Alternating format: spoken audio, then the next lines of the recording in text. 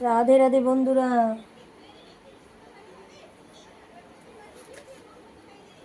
32 থেকে 35 শ্লোকের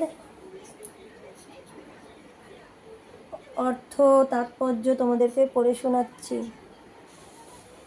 হে গোবিন্দ, যাদের জন্য রাজ্য ও সুখ ভোগের কামনা, তারা সকলেই যখন দেখছি এ রণক্ষেত্রে আজ উপস্থিত। শ্রীকৃষ্ণকে বলছেন অর্জুন কথাগুলো। তখন আমাদের রাজ্যে কি প্রয়োজন?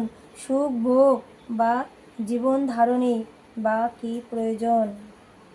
হে মধুসূদন, যখন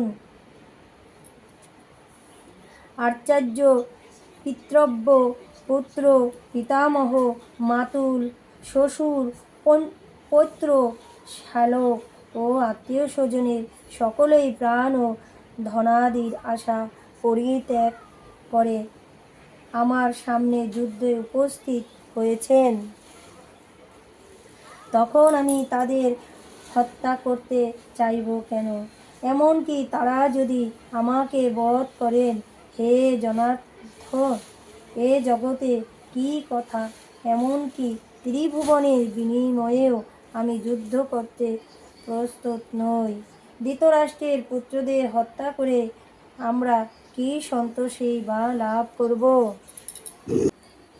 তাৎপর্য: অর্জুন শ্রীকৃষ্ণকে গোবিন্দ নামে সম্বোধন করেছেন, যেহেতু শ্রীকৃষ্ণ গো অর্থাৎ গাভী ইন্দ্রিয়গুলোকে আনন্দ দান করেন।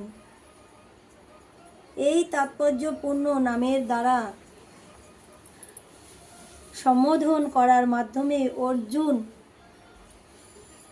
ইঙ্গিতে জানালেন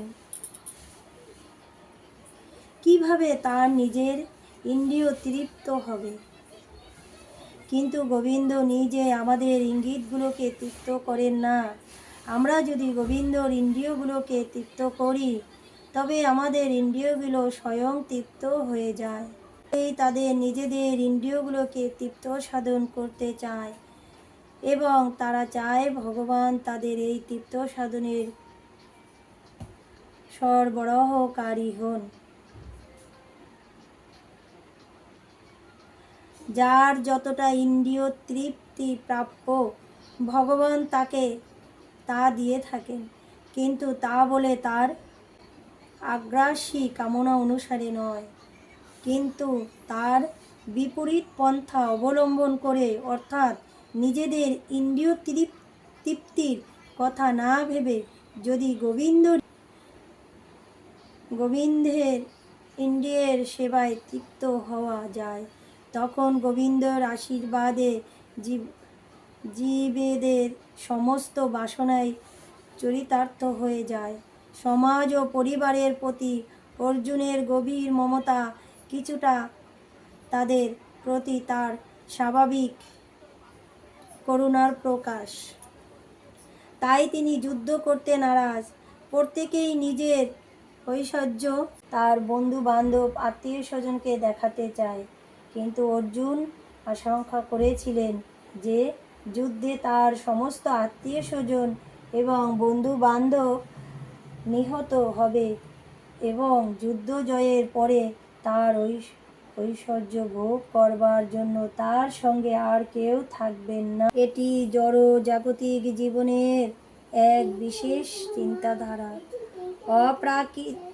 অপ্রাকৃত অনুভূতি সম্পন্ন জীবন অবশ্য ভিন্ন ধরনের। ভগবতে যেহেতু ভগবানকে তৃপ্ত করতে চান, তাই ভগবান চাইলে তিনি পৃথিবীর সব রকম ঐশ্বর্য ভগবানের সেবার জন্য গ্রহণ করতে কুণ্ঠিত হন না।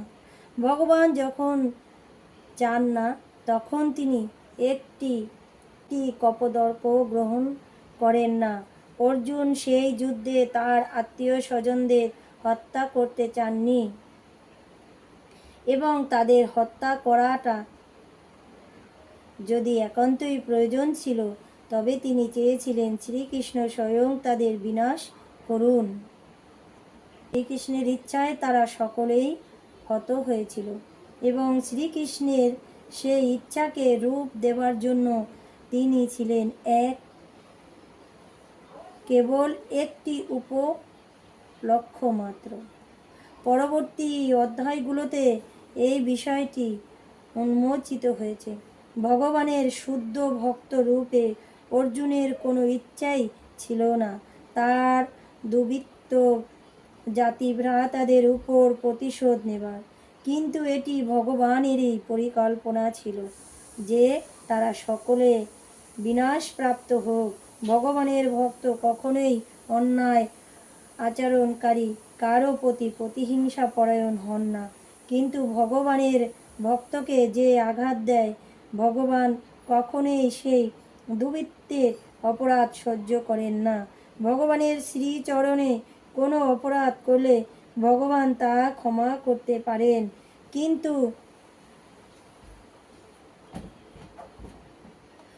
কিন্তু তার ভক্তদের প্রতি অন্যায় আচরণকারী কাউকে ভগবান ক্ষমা করেন না। তাই অর্জুন যদিও তাদের ক্ষমা করতে চেয়েছিলেন, কিন্তু ভগবান সেই দুর্বৃত্তদের বিনাশ করতে দৃঢ় সংকল্প ছিলেন।